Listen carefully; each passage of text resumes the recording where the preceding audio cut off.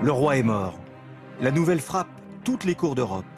Ce 1er septembre 1715, à 8 h du matin, s'achève un des plus longs règnes de l'histoire, 72 ans. C'est dans sa chambre, dans son lit, entouré de tous les grands du royaume et de ses serviteurs, que s'éteint peu à peu le roi Soleil. Son agonie a duré 3 semaines. Une cérémonie à grand spectacle. Le roi meurt comme il a vécu, c'est-à-dire en perpétuelle représentation. Pendant une quinzaine de jours, durant ces 3 semaines terribles, il continue à recevoir la cour, à vivre en public.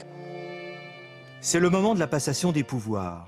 Pour Louis XIV, son seul héritier doit être son petit-fils, le futur Louis XV. Il a 5 ans, on le présente au roi, c'est sur lui que repose maintenant l'avenir de la dynastie.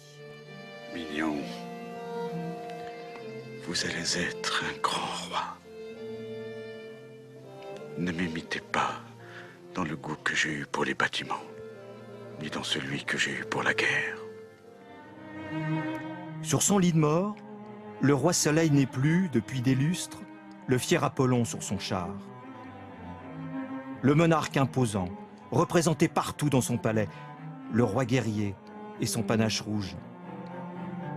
Maintenant, c'est le temps des médecins, tous impuissants, pauvres corps suppliciés par la gangrène.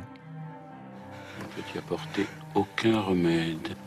Louis n'est plus qu'un simple chrétien, seul devant son Dieu.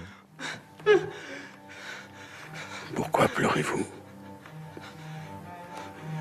Est-ce que vous m'avez cru immortel? Le roi, par l'infection qui gagnait son corps, souffrait énormément. Et il y avait de temps en temps des gémissements. Dès l'instant de sa mort, il faut vite procéder à l'autopsie tant son corps est abîmé par la maladie. C'est ici, dans l'antichambre, dite de l'œil de bœuf, que l'on constate son lamentable état. La gangrène avait gagné le corps entier du côté gauche. C'est-à-dire que de l'extrémité des pieds jusqu'à l'extrémité de la tête, il était entièrement noir à l'intérieur. En 1715, au moment où il ferme les yeux, Louis laisse un royaume endetté, dur à vivre pour son peuple. Mais la France est devenue la première puissance en Europe.